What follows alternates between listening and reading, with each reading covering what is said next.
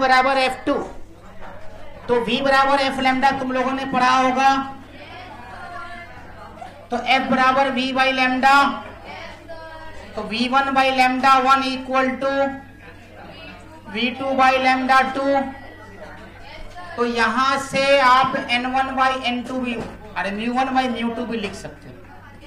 ये बात करेंगे बाद में, μ2 बाई μ1 नहीं, μ1 बाई μ2 सॉरी, ठीक है। क्या V1 F V2 by lambda 2, और इसको लिख सकते हो V1 by V2 that is V1 by V2 lambda 1 by lambda 2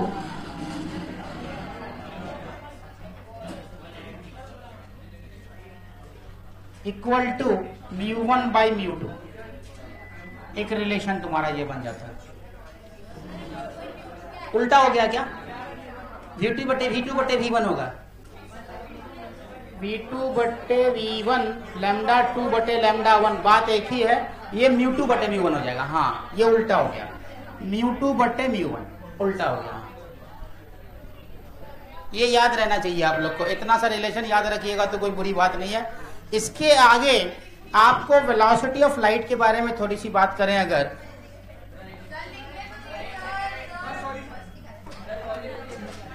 velocity of light या स्पीड ऑफ लाइट जो बोलो तुम सब चलेगा।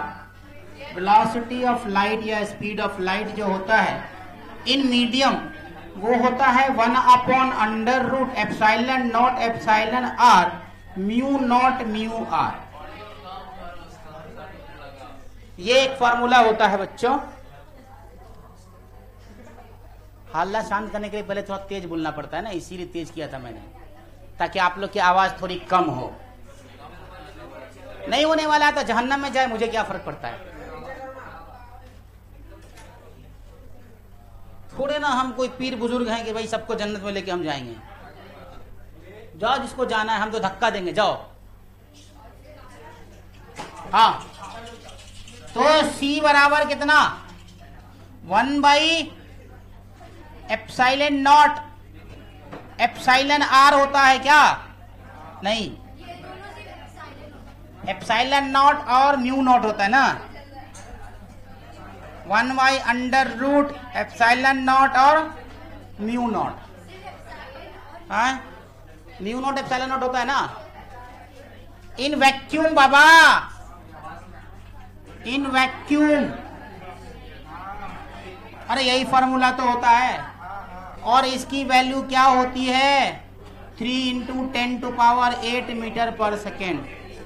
तो यहां से Cm बराबर क्या लिख सकते हो, Cm बराबर C upon under root epsilon R mu R लिख सकते हो। परमिएबिलिटी ऑफ रिलेटिव परमिएबिलिटी होगा, ठीक है। और इसको देखो जरा ध्यान से देखो, इसी को Cm बराबर C अपॉन म्यू लिख सकते हैं, और this mu is called refractive index. बिना हल्ला किए भी छाप सकते हो आप लोग, इतना ही नॉलेज होता तो क्लास में नहीं आते। तो रिफ्रैक्टिव इंडेक्स क्या होता है? Refractive index, it is the ratio of speed of light in vacuum divided by speed of light in medium. 7वां क्लास में जो दिया हुआ है इसके बारे में, वो दिया हुआ है speed of light in medium 1 upon medium 2, 7th class में। आज ही पढ़ा रहा था बेटी को अपने, मैंने सुबह यही दिया हुआ। वैक्यूम क्या बदलते रहेगा, C बाई, यहां पे तुम लिख सकते हो mu equal to C by B. अभी तुमने जस्ट पढ़ा ना, अभी तुमने पढ़ा क्या चीज, म्यू इक्वल टू, अभी तुमने पढ़ा Cm इक्वल टू क्या, C बाई म्यू, यही पढ़ा ना। तो यही तो आया भाई, mu equal to C by Cm। तो ये speed of light in vacuum और speed of light in medium, तो यहां पे वही चीज आ गया, है ना। लिखो, refractive index is defined by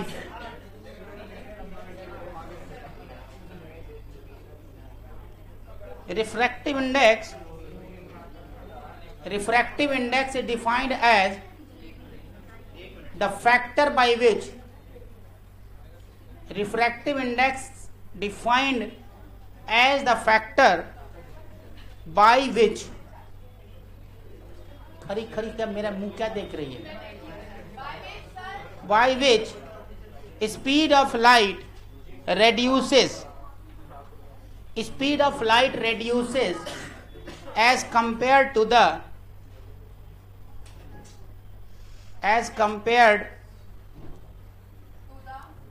speed of light in vacuum. Speed of light in vacuum.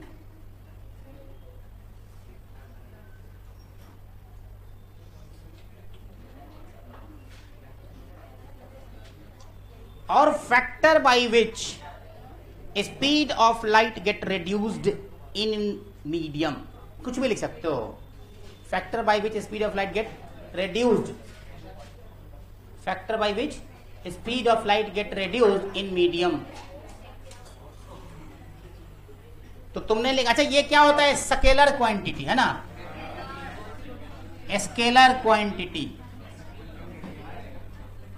Scalar quantity unit less होता है भाई साहब. Unit less. अब वेलोसिटी बाय वेलोसिटी है तो डायमेंशन लेस भी तो हो जाएगा है ना. तो डायमेंशन लेस भी लिख दो, कोई बात नहीं है, लिख सकते हो. ठीक है. और क्या लिख सकते हो इसमें कि mu equal to under root epsilon R mu R. ये फॉर्मूला है. ठीक है. म्यू ऑफ वैक्यूम कितना होता है? 1. म्यू वैक्यूम है यार. Mu of vacuum is equal to 1. Mu of glass is equal to 1.5 और mu equal to water. Mu of water is equal to 4/3. ते रट जाओ, मतलब 1.33. ये एकदम रटना है. इस पे बार बार सवाल आएंगे. सबसे ज्यादा मैं इस पर क्वेश्चन कराऊंगा. और speed of light in glass क्या होगा? Speed of light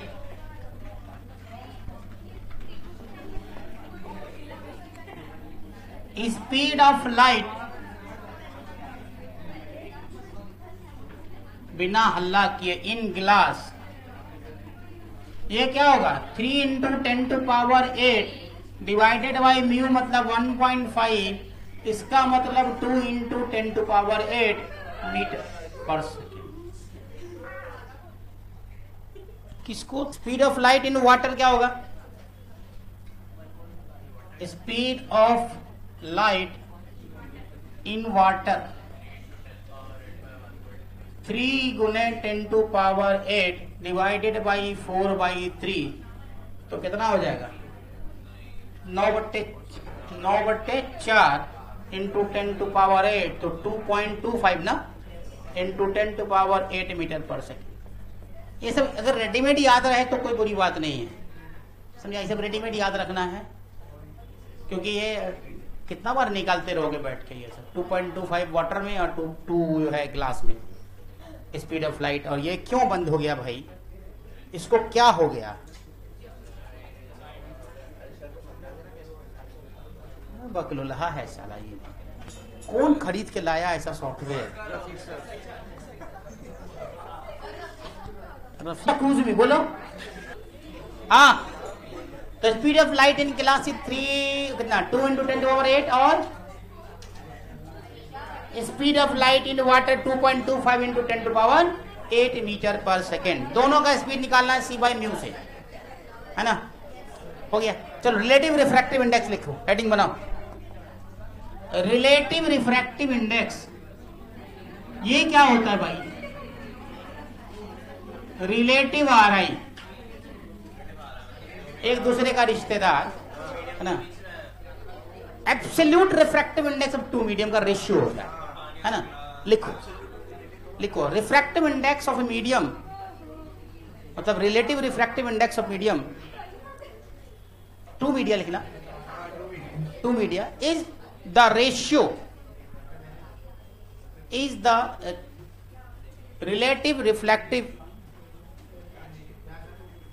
refractive index of two medium is the ratio of their absolute refractive index. Absolute refractive index. Absolute refractive index. Ratio of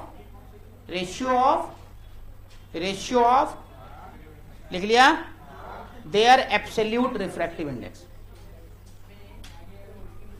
मतलब μ2 1 बराबर μ2 अपॉन μ1, और μ12 अगर लिखना है तो μ12 अगर लिखना है तो क्या हो जाएगा, μ1 अपॉन μ2. इस तरीके से आप लिख सकते हो. और इसी को बराबर करते हैं हम लोग किसके, speed of light upon one medium upon two medium. यहां पे असल डेफिनेशन आता है रिलेटिव रिफ्रैक्टिव इंडेक्स का. तो यहां से अगर तुम μ2 अपॉन μ1 लिखोगे तो μ2 कितना, c बाई v2 ना, और c बाई v1. तो v1 अपॉन v2 हो जाएगा. ये c ने c को मार डाला तो v1 अपॉन v2. तो this is equal to speed of light in medium 1 to the medium 2, है ना. यहां लिख सकते हो speed of light in medium 1 to speed of light in medium 2.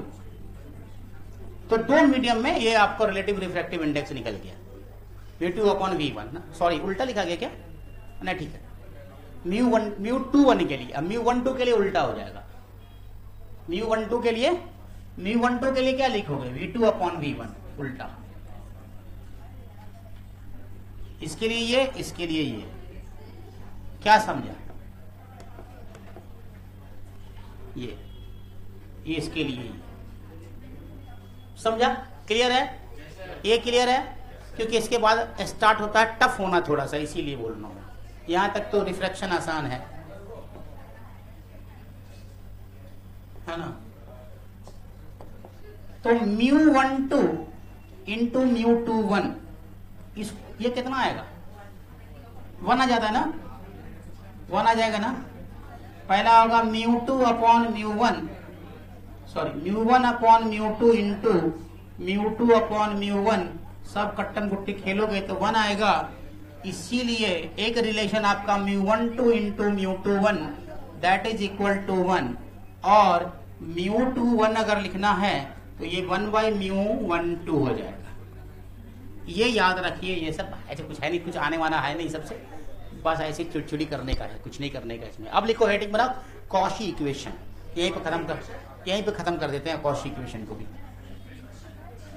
Cauchy equation Cauchy's है, कॉचीज है, क्या है, CAUCHEYS.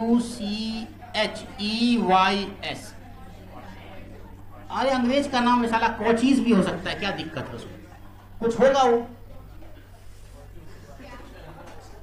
पटना में refractive index of medium depends on wavelength of light.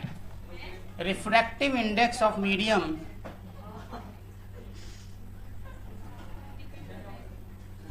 depends on wavelength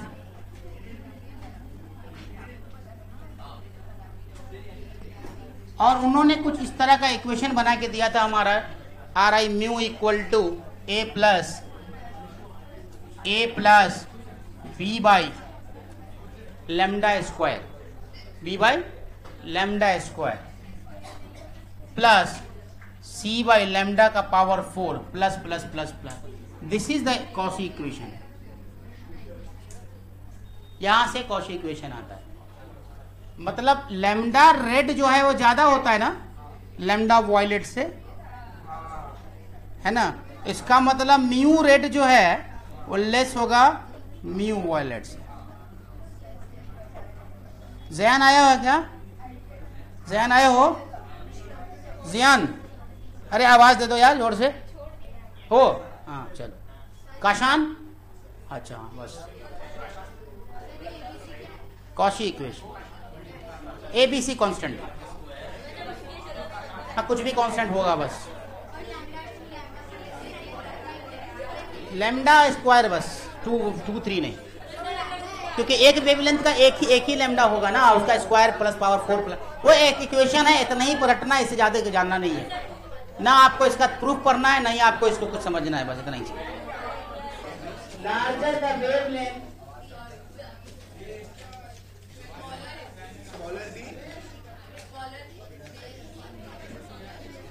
smaller the mu है ना, are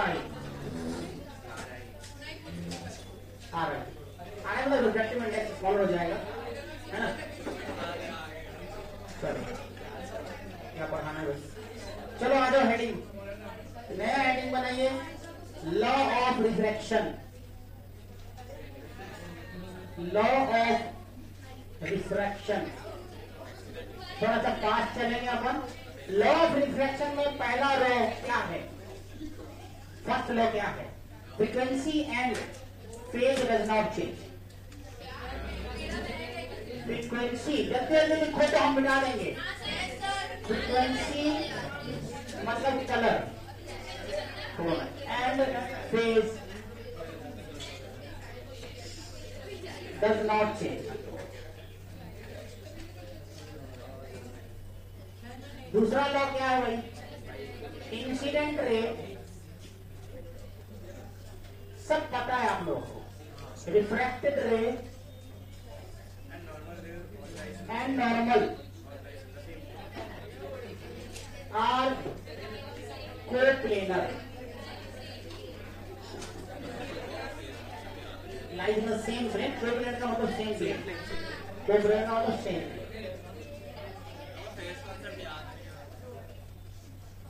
तीसरा and one of the most important Snell's law, Snell's law, Snell's law, Snell's law कहते हैं कि sin I upon sin R is equal to mu2 by mu1 होता है। अगर यहां से कोई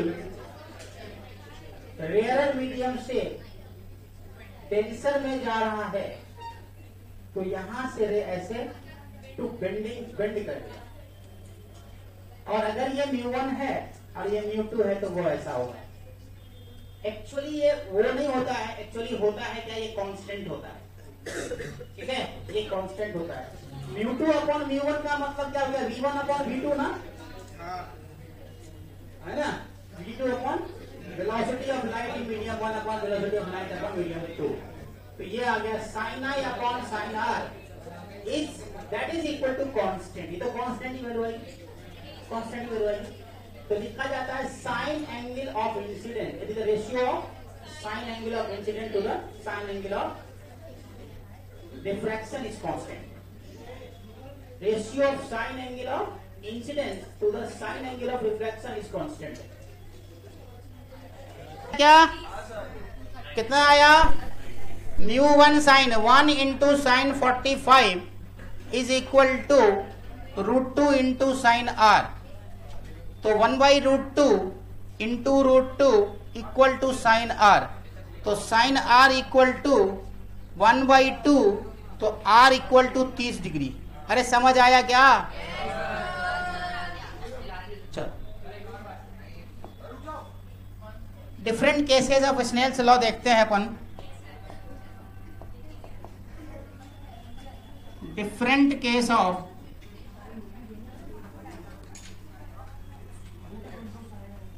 स्नेल्स लॉ, अलग अलग केसेस, 3 केस पहले पढ़ते हैं। फर्स्ट होता है नॉर्मल इंसिडेंस,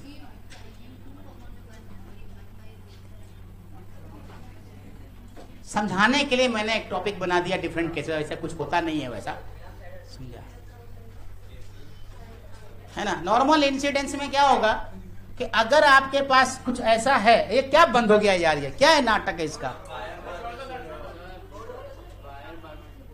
वायर अरे मैं तो इस वाले वायर पर रख रहा हूं, इस पे, ये तो ठीक चल रहा है।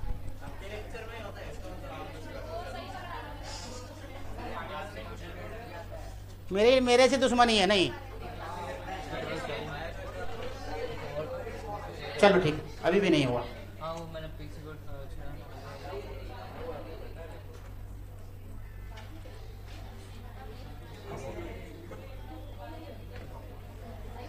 हो गया? तो इस पे पैर रखने से हो जाता है क्या? ये तो साउंड बॉक्स, साउंड का है।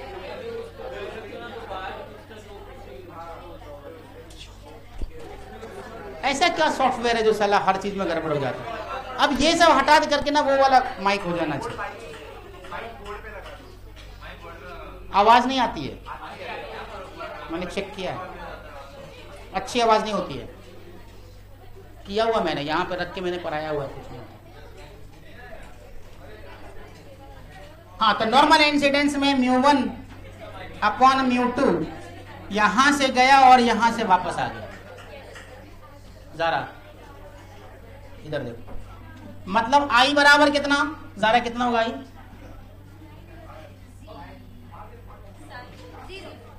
R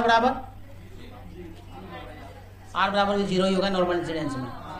पढ़ाया हुआ, अच्छा तुमको नहीं पढ़ाया हुआ।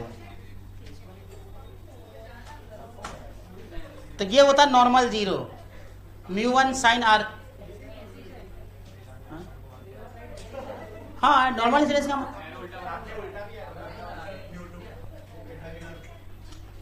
अच्छा, हाँ नॉर्मल इंसिडेंस, ठीक है। μ1 और μ2, अच्छा वो आदत पड़ा हुआ है ना कनकेव मिरर में घुमाने वाला। तो साइन म्यू साइन 0 बराबर म्यू साइन आर, तो साइन आर भी 0 हो जाएगा, तो बराबर 0 हो जाएगा, ठीक है। चलो अब देखो, when light passes from rarer to denser medium में क्या होने वाला है। लाइन सेकेंड ऑप्शन, ये भी गड़बड़ है। Case 2, rarer to denser medium.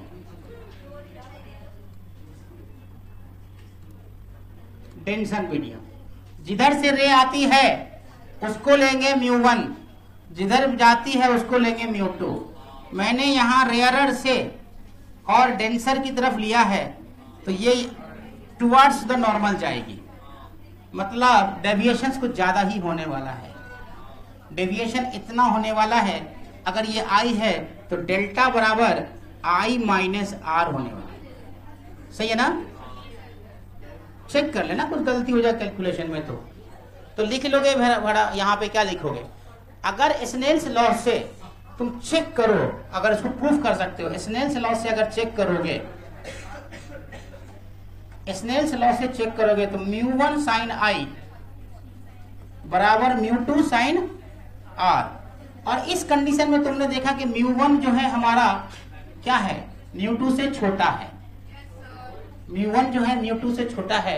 अगर μ1 μ2 से छोटा है और इन दोनों को कांस्टेंट रहना है, मतलब दोनों को बराबर रहना है, तो अगर तुमने μ2 को बड़ा किया तो इसको छोटा करना पड़ेगा, और इसको छोटा तो इसको बड़ा करना पड़ेगा। इसका मतलब I बड़ा होगा R से, है कि नहीं है। इसीलिए I is greater than R, I is greater than. Check कर लो भाई, light ray bend toward the normal. क्या समझाने, क्या कंसेप्ट काय की बात कर रही हो ना, तो समझ कहां से आएगा। पिछले आधे घंटे से तुम लोग सिर्फ बात कर रही हो, यू आर नॉट, मतलब क्या स्टडिंग हियर। शरीर यहां पर, आत्मा और दिमाग कहीं और भटक रहा है। तो करेगी तो हम क्या कर सकते, मेरा कोई कसूर नहीं है। मैंने बोला ना, जो जहन्नम में जाता है मैं उसको धक्का देकर जहन्नम में ढकेल दूंगा, जाओ। उम्मत से कोई मोहब्बत नहीं, किस बात का। उम्मत को भी तो हमसे मोहब्बत करनी चाहिए, तो ऐसी बात है। नहीं करोगे तुम भी जाओ। हाँ, ये समझ में, μ1 साइन I बराबर μ2 साइन R, है कि नहीं। μ1 साइन I अपॉन μ2। अच्छा कौन बड़ा है, μ2 बड़ा। अच्छा ये बड़ा हो जाएगा तो अगर बराबर होने के लिए क्या करना पड़ेगा तुम्हें, ये तो छोटा है और ये बड़ा है, तो किसको तुमको बड़ा करना पड़ेगा, इसको। दोनों को बराबर रखने के लिए तुमको कांस्टेंट, तो ऐसा कुछ करेंगे तो मतलब आई बड़ा हो गया, मतलब आई इक्वल टू आर से बड़ा। समझा क्या, आया ना समझ, लिख लो। So light ray bend toward the normal, so light ray bends towards normal. हमको पढ़ाने में मजा नहीं आ रहा यार, जरा सा भी मजा नहीं आ रहा।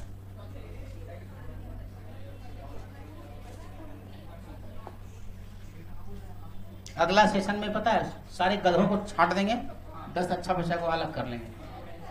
केस 3 टेस्ट लेंगे, जो 10 बच्चा मेरे टॉप 10 में होगा उसी को सिर्फ पढ़ाएंगे बस। ये क्या करेंगे, तो ऐसे थोड़े ना पढ़ा सकते हैं। हमको रिजल्ट चाहिए कि गधों की जमात को पढ़ा के हमको क्या फायदा है।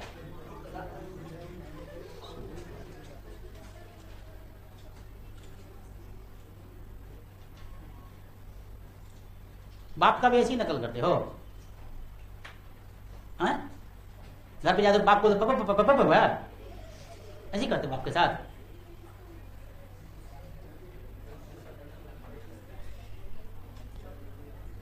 खत्म सर। केस 3 में डेंसर से रियर एंड मीडियम।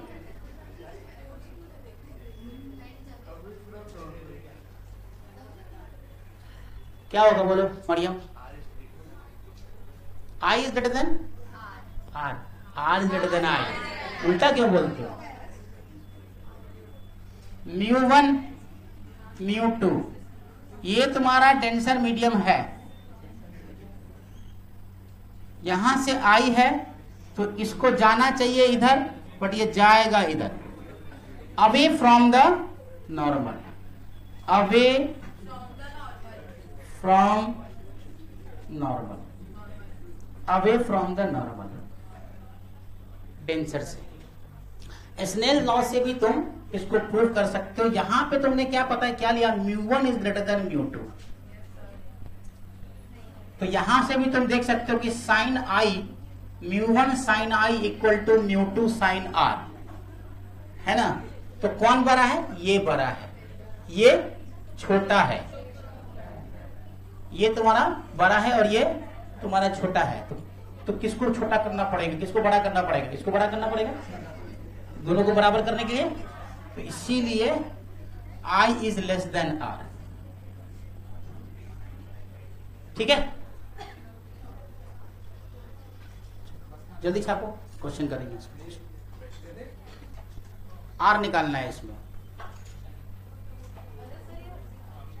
30 डिग्री है ना, ये नॉर्मल से 30 डिग्री, हाँ तो उससे क्या फर्क पड़ता है। तो इसमें ताज्जुब करने की क्या जरूरत है, आंसर निकालो। चलो √3/2 कर देते, √3 और 2 कर दे, चलो करो, कौन बड़ा होगा, फंस गए ना, तो पुराना वही हो जाएगा।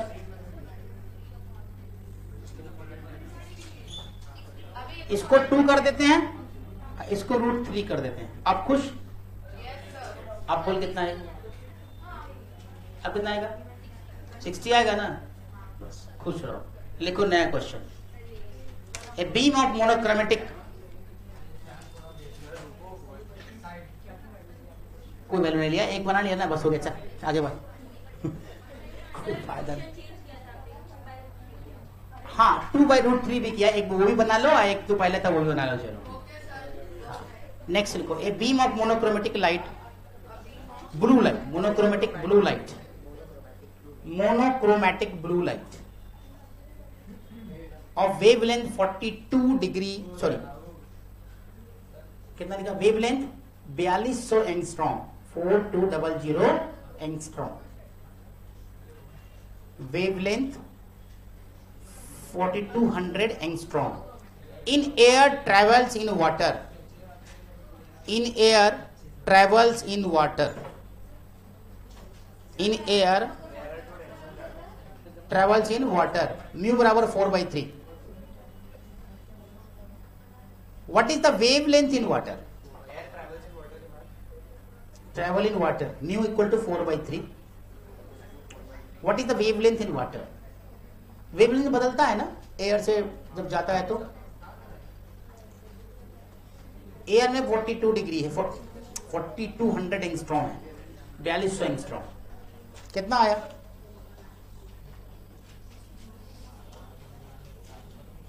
इजी है कि नहीं है? कॉशी इक्वेशन यूज करो।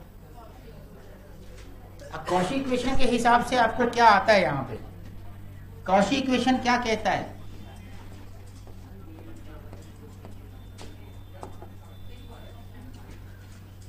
Mu is proportional to 1/λ।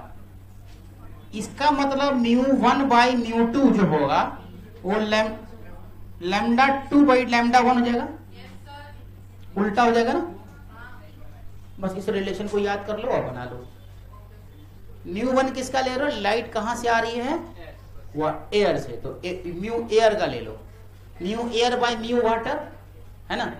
मतलब तुम एक इक्वेशन यहां से बना सकते हो, mu air by mu water divided by wavelength of water lambda water. बहुत फालतू है यार तुम्हारा बोर्ड में। लैम्डा वाटर, इतना प्रॉब्लम कभी नहीं आता था हमको। Lambda air. अब इससे तुम इक्वेशन से रिलेशन निकालो तो तुमको लैम्डा क्या निकालने का है? वाटर निकालने का है ना। तो लैम्डा वाटर बराबर क्या आ जाएगा? Mu air. तो म्यू एयर कितना है? 1। म्यू वाटर कितना है? 4/3। और लैम्डा एयर जुड़ जाएगा ना उसमें, तो 4200, तो 3/4 है ना।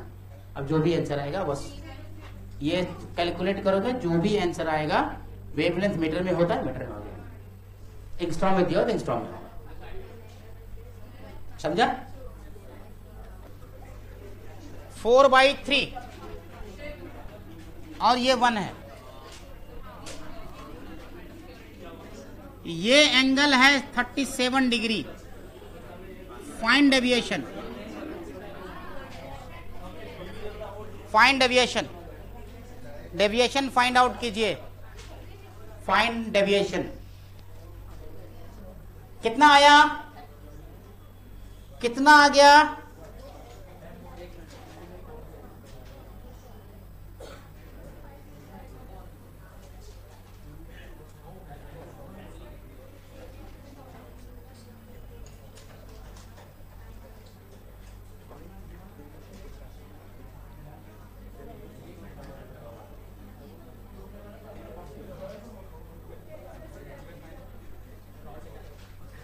हो गया क्या?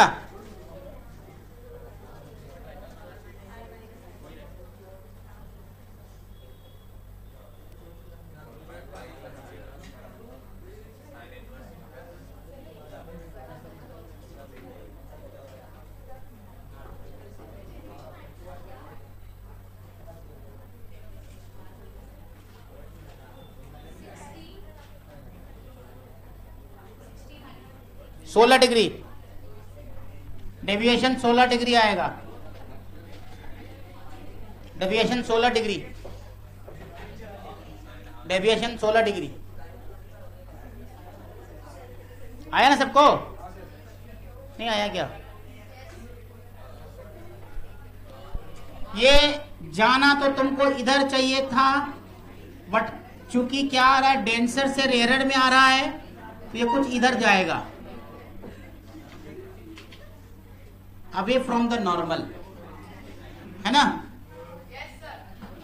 तो अब आप पहले तो mu 1 sin 37 equal to mu 2 sin r लिखिए, है ना? तो आपको म्यू 1 कितना है? 4/3 और sin 37 3/5 और म्यू 2 कितना है? 1 sin r।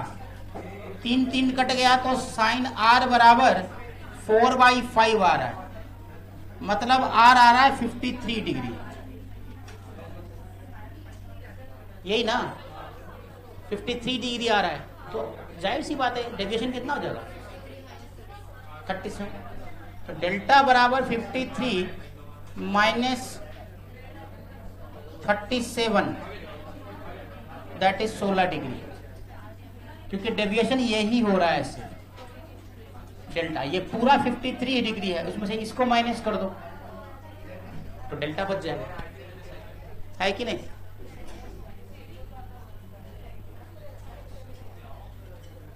ठीक है, नेक्स्ट क्वेश्चन दे क्या? एग्जाम्पल,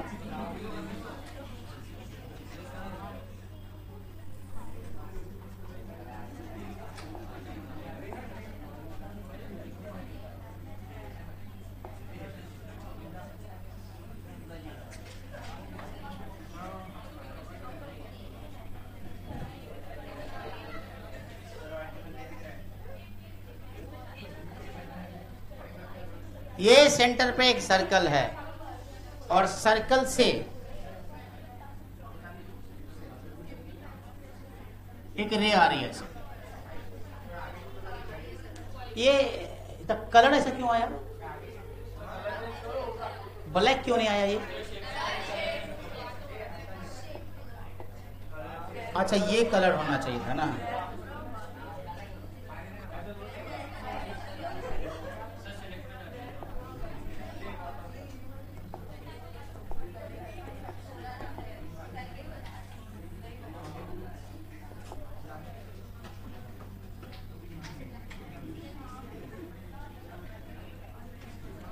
कुछ इस तरीके से जा रहा है आपका, और ये एंगल 60 डिग्री है। बनाना आपको रे ट्रेसिंग है और डेविएशन बताना। अब ये √3 और इसको √3 मान लीजिए और इसको 1 मान लीजिए। क्वेश्चन क्या कह रहा है? क्वेश्चन कह रहा है कि आपको रे ट्रेस करना है प्लस इसका टोटल डेविएशन निकालना है। जल्दी करिए फटाफट। ये वीडियो बंद था क्या मेरा? जब काम का क्वेश्चन कराते तो वीडियो बंद हो जाता है मेरा। ये सॉल्यूशन देख लीजिए भाई आप लोग।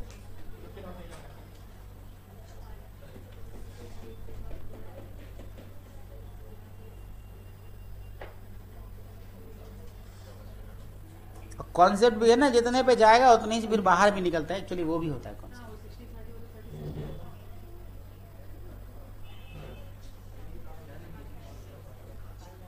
समझ गया ना? अरे कितना साइड कराएगा बे? पढ़ता वढ़ता कुछ है नहीं, खाली साइड करवा। हेडिंग बना, रिफ्रैक्शन एट मल्टीपल सरफेस।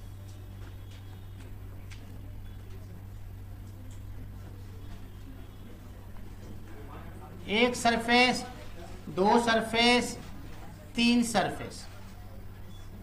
यहां से एक रे आया, मान लो θ1 पे, तो ये रे गया यहां θ2 से। तो ये जो एंगल है ये कितना है? θ2। वही कंसेप्ट है वहां वाला भी, समझे क्या? θ2, ठीक है। अगर वहां कंफ्यूजन था तो यहां ठीक हो गया होगा। तो θ2 से अब ये और इधर भागा,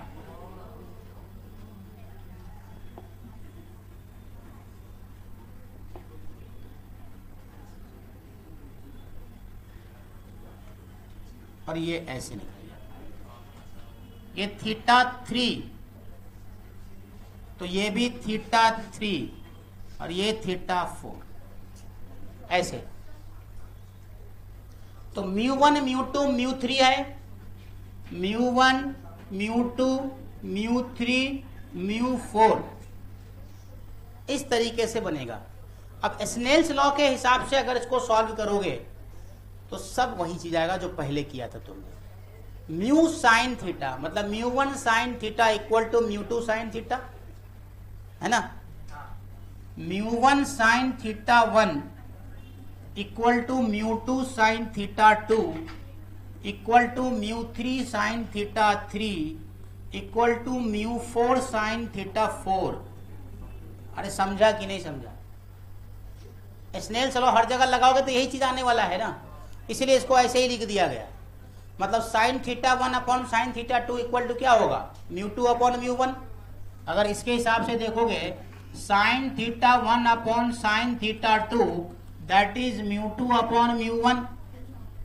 अरे लिख सकते हो ना। अब फिर अगेन जब यहां पर लिखोगे sine theta 2 upon sine theta 3 equal to mu 3 upon mu 2, तो सब क्या होगा? बराबर आता चला जाएगा। इसीलिए लिखा जाता है mu sine theta is equal to constant. This ये इंपॉर्टेंट है, ये इसको याद रखना इस तरीके से, आपको बनाने में इजी होगा। बहुत ही आसान कंसेप्ट है, कुछ है ही नहीं इसमें। और एक चीज और ध्यान देना इसमें, मल्टीपल रिफ्रैक्टिंग सरफेस में ये दोनों का मीडियम लगभग बराबर है ना, एयर है दोनों का, बाकी सब ग्लासेस है जो भी अलग अलग मीडियम है। तो म्यू 1 और म्यू 4 लगभग यहां पर बराबर है, तो थीटा 1 इक्वल टू थीटा 4 हो जाएगा। समझा? इफ म्यू 1 बराबर, लिख देता हूं मैं, if mu 1 equal to mu 4 अगर है तो, अगर वो नहीं है तो फिर ऐसा नहीं होगा। Then theta 1 is equal to theta 2। अभी प्रूफ भी करेंगे आगे चल के कि इमर्जेंट रे बराबर डाइवर्जेंट रे, इमर्जेंट रे और इंसिडेंट रे बराबर होते हैं। हाँ थीटा, सॉरी थीटा 4 है, ये थीटा 4 है, वो ब्लॉक बनाने में छिप गया है वो।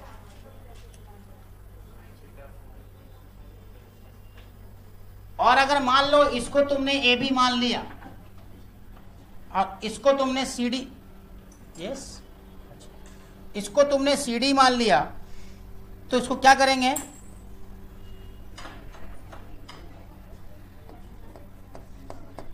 ए B is parallel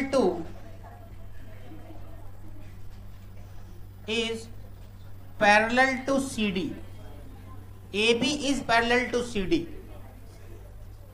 If again, if mu1 is equal to mu4, अगर ऐसा है तब मतलब ये और ये पैरेलल होंगे एक दूसरे के। छोटी सी कहानी है, ये सब आपको याद रखनी है। अभी तो बच्चा ही वाला चल रहा है, एक हल्का सा टफ किया तो थोड़ा हिल गए, टफ नहीं था वो भी आसानी था, अभी तो आना बाकी है, कहानी बाकी है। Find the value of example, छाप लो जल्दी से, जल्दी छापो। Find the value of theta 1 example, example में लिखो find the value of theta 1 and theta 2 and एक और इसमें साथ में जोड़ देते हैं एक चीज और, 2 थीटा 2 डिवाइडेड बाई थीटा 1। ये क्वेश्चन है, डायग्राम बना के देता हूं मैं, शोर इन द डायग्राम जो भी है।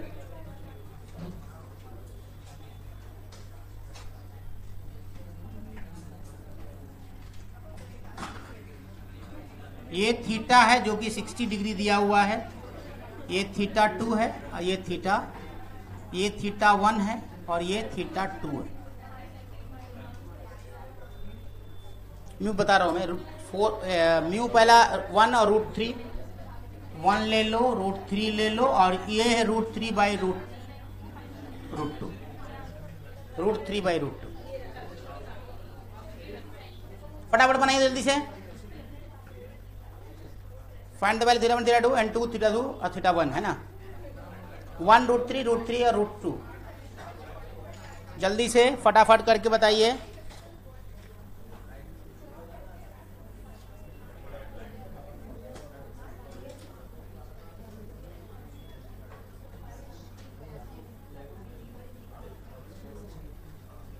जल्दी अपन को चेक करते हैं। μ1 मतलब 1 sine 60 equal to √3 sine theta 1, तो √3 by 2 equal to √3 sine theta 1, तो साइन √3 से √3 कट गया, sine theta 1 is equal to 1/2, तो थीटा 1 इक्वल टू कितना आ गया 30 डिग्री, है ना। अब ये थीटा 1 है तो ये भी थीटा 1 है बेटा, ठीक है। तो ये थीटा 1 है तो ये भी कितना हो गया 30 हो गया। तो अब आप क्या लिखोगे, म्यू √3 साइन थीटा 1 मतलब साइन 30 इज इक्वल टू √3/√2 कितना साइन थीटा 2। √3 ने √3 को मारा और ये 1/2 ना, इक्वल टू 1/√2 साइन थीटा 2। तो अब आपके पास बच गया sine theta 2 is equal to √2/√2 into √2। तो √2 ने √2 को मार डाला तो थीटा 2 इक्वल टू 1/√2 ना, तो कितना हो गया 45 डिग्री, ठीक है। तो ये आ गया थीटा 1 और थीटा 2 की वैल्यू, और यहां से आप निकाल लो 2 थीटा 2 कितना 45 divided by theta 1 30, that is 3। Answer ratio ये निकला। जेई का पूछा हुआ सवाल था इसलिए दे दिया तुम लोग।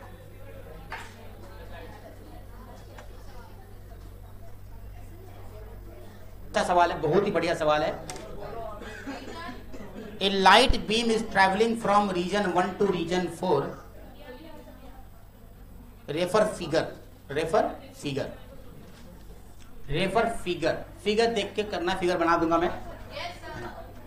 The refractive index in region 1, 2, 3 and 4 are, the refractive index of region 1, 2, 3 and 4 are, जुबिया क्वेश्चन लिखने के लिए बात करने की जरूरत नहीं पड़ती है। आर n0/2, n0/2, n0/6 and n0/8, n0/2, n0/6 and n0/8। n मतलब म्यू नॉट वाला है, वो म्यू और n दोनों लिखा जाता है इसीलिए, respectively. The angle of incidence theta, the angle of incidence theta, the angle of incidence theta for which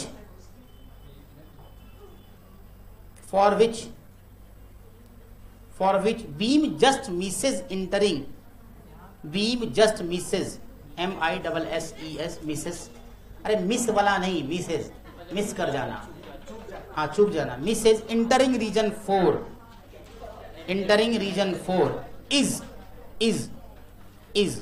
यहां पर एक कॉन्सेप्ट हल्का सा मैं सिखा देता हूं इस क्वेश्चन को बनाने के लिए, जिसकी जरूरत पड़ सकती है, बिना उसके भी बनता है ये प्रॉब्लम, लेकिन मैं चाहूंगा कि उसी से बना लिया जाए तो ज्यादा बेहतर है। सुनो,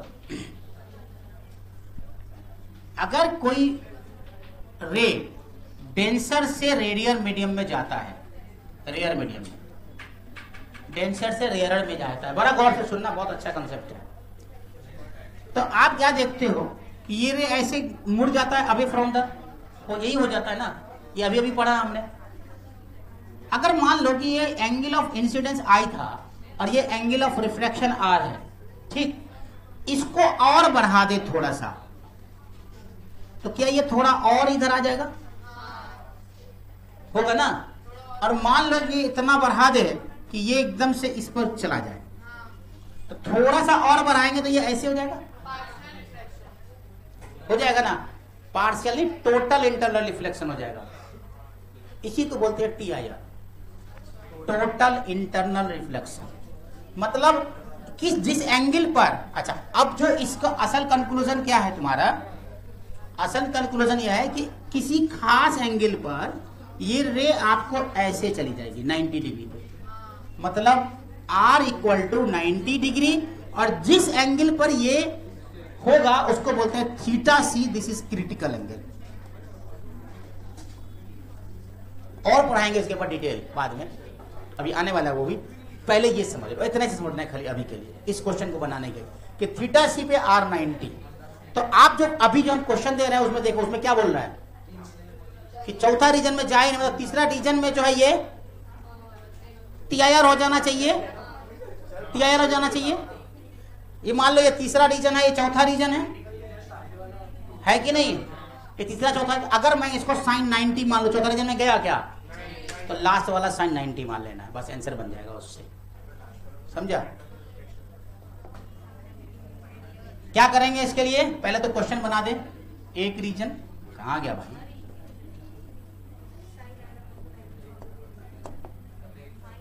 एक, दो, तीन, 1 रीजन, 2 रीजन, 3 रीजन और 4 रीजन। कितना है ये? n नॉट ना, n नॉट बाई 2 और n नॉट बाई 6 और n नॉट बाई 8। ठीक है। और रीजन 1 से जो है आपका यहां से ये थीटा पे गया, तो एंगल ऑफ इंसिडेंस निकालना ना, कितना एंगल ऑफ इंसिडेंस पे जाए कि ये रे यहां नहीं आ पाए, यही कहने का मतलब है उसका। इसका मतलब ये है कि ये जो एंगल है ये ऐसे मुड़ जाना चाहिए, 90 डिग्री मुड़ जाना चाहिए। तो उसको मुड़ने के लिए आपने रिफ्रैक्ट अभी अभी पढ़ा है मल्टीपल वाला में, μ1 sin theta 1 equal to μ2 sin theta μ3 sin theta बराबर होता है, तो ये वाला और ये वाला बराबर कर दो। लाइट ऐसे ऐसे जाएगी, मान लो ना ऐसे जाएगी, किधर जा रही है? अगर ये ऐसे जाएगी तो ये ऐसे जाएगी, है ना?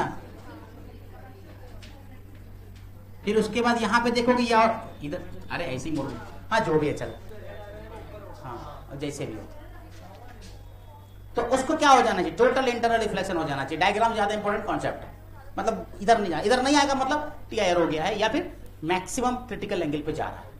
तो आप क्या करोगे इसके लिए?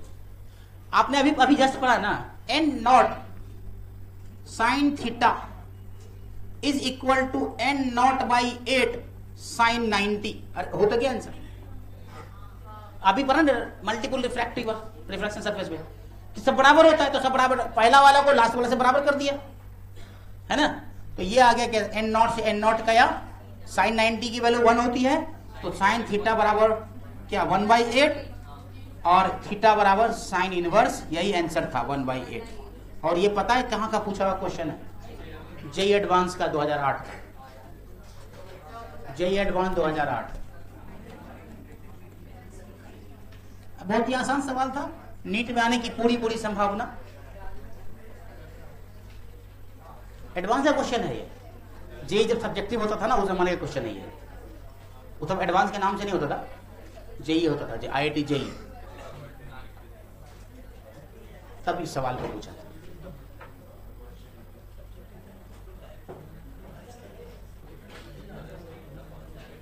ठीक है, समझ आया? क्लियर है? आया ना? बस आया। रिफ्रैक्शन में क्या होता है? When bending of light while changing the medium, bending of light while changing the medium, है ना? होता क्या है, सुनो, कि मान लो कि तुम्हारे पास 2 मीडियम है, मीडियम 1 और मीडियम 2। मीडियम 1 एंड मीडियम 2 से कभी जब भी कोई किरण आती है तो वो या तो इधर भागेगी या उधर भागेगी। ये I है, ये R है, तो I और R ये नॉर्मल है, समझा क्या? इंसिडेंट रे जब भी किसी मीडियम के इंटरफेस को स्ट्राइक करेगी तो लाइट्स या तो नॉर्मल से अवे जाएगी या नॉर्मल की तरफ जाएगी। वो डिपेंड करेगा कि आप किस तरह के मीडियम को चेंज कर रहे हो। मैंने यहाँ पे क्या लिखा, इस एग्जांपल में मैंने दिया ये हमारा रेयरर मीडियम है और ये हमारा डेंसर मीडियम है। तो डेंसर में जब जाएगा तो ये रे टुवर्ड्स नॉर्मल बेंड करेगा। इस तरह के परिघटना को परावर्तन कहते हैं। परावर्तन, परिवर्तन नहीं ना, परावर्तन ही होगा ना। परिवर्तन मतलब चेंज होता है, तो चेंज नहीं बोल रहा मैं, परावर्तन रिफ्रैक्शन बोल रहा हूँ मैं। एक होता है अपवर्तन, है परावर्तन, जो भी है हिंदी में जो भी कहते हैं। तो लिखो व्हेन अ रे, लिखिए व्हेन अ रे, व्हेन अ रे of light traveling, when a ray of light traveling from one transparent medium to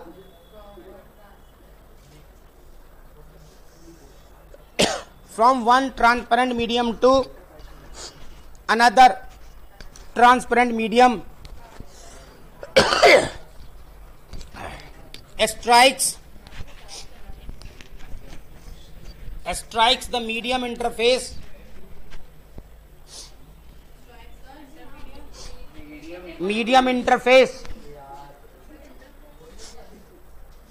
it bends towards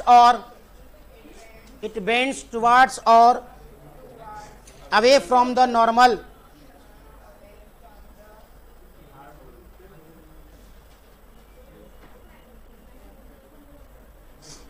This phenomenon is known as refraction of light. This phenomenon is known as refraction of light. और एक line में अगर लिखना हो तो simple simple वो लिखा दिया कि bending of light while changing the medium, while changing the medium. ठीक है, यहां जो बातें समझने की है वो क्या समझने की है, यहां पे V1 λ1 और F1, ठीक है, यहां पे V2 λ2 और F2. कौन कौन चेंज होगा और कौन कौन चेंज नहीं होगा? यस, मतलब क्या होगा, आपने रेयरर लिया है और डेंसर लिया है, तो यहां आने के बाद V2 और λ2 कम हो जाएगा, but F1 that is equal to F2 रह जाएगा. क्यों रह जाएगा? यस सर वाली बोलो. क्यों नहीं चेंज होता है फ्रीक्वेंसी?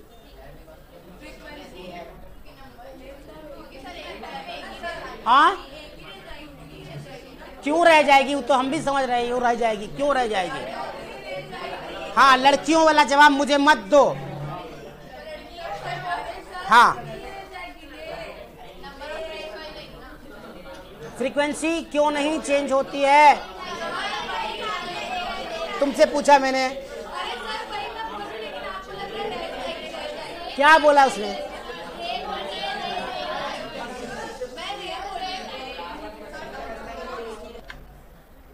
हाँ, फ्रीक्वेंसी डिपेंड्स ऑन सोर्स. मैंने लाइट के पहला ही दिन बताया था. Does not on medium but velocity और स्पीड बोलो, बट स्पीड एंड वेवलेंथ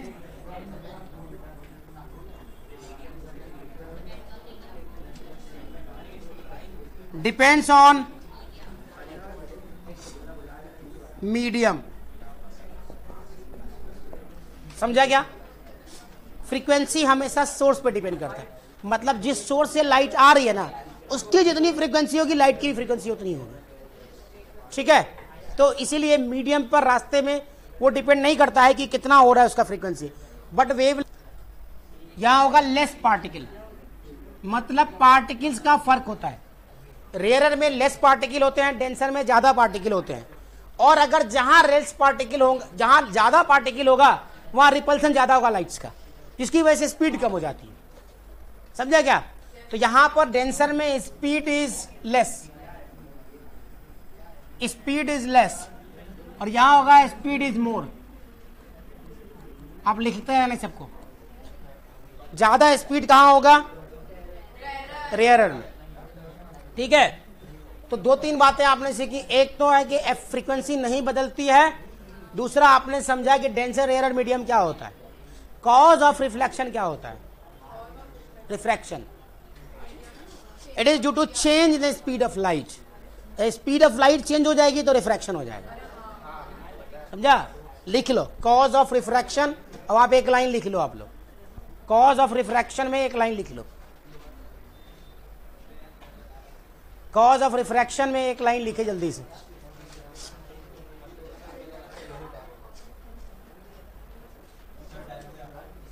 हाँ, कॉज ऑफ रिफ्रैक्शन लिखो, it is due to change in speed of light when medium changes, when medium changes. अच्छा, एक लाइन और लिख लो यहां पे कि डेंसर और रेयरर जो है ना रिलेटिव टर्म्स है। ऐसा नहीं कि आप जब ग्लास और आपने रेयरर में मतलब जैसे आपने लिया एयर और वाटर, तो यहां पे डेंसर वाटर हो गया, एयर रेयरर हो गया। अब वाटर एंड गिलास ले लोगे तो कोई डेंसर दूसरा बदल जाएगा, एक रेयरर हो जाएगा। तो इसीलिए यहां पे एक टर्म लिखोगे, जैसे वो आपको मैंने वो बताया था ना कि हमारा जो rest and motion are related terms होता है ना, एब्सोल्यूट रेस्ट और एब्सोल्यूट रेस्ट नाम की कोई चीज नहीं होती है। उसी तरीके से एब्सोल्यूट रेयरर आप नहीं बोल सकते किसी को कि यही रेयरर होगा। उसके कंपैरिजन में हो सकता है कि आपने कोई नया रेयरर मीडियम बना लिया, है ना। जैसे वैक्यूम और एयर में रेयरर कौन होगा? वैक्यूम रेयर हो जाएगा, है ना। वहां कोई पार्टिकल्स नहीं होगा, इसीलिए वहां क्या हो जाएगा? रेयर हो जाएगा। वो फर्क क्या होता है? म्यू का डिफरेंस होता है। म्यू क्या होता है? एयर में 1 पॉइंट समथिंग 0.001 होता है आसपास में, बट उसका एग्जैक्टली 1 होता है। तो इससे थोड़ा सा फर्क तो रहता ही है, लेकिन हम लोग लगभग वैक्यूम और एयर को एक ही मान के एग्जाम अपना काम प्रैक्टिकल में यही कर लेते हैं। तो इसीलिए कहा जाता है कि denser medium and rare and mediums are related terms. लिख लो एक लाइन में,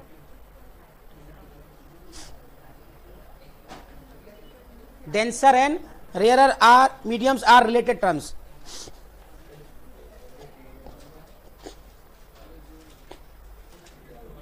सेकेंड लाइन में लिखो कंसीडर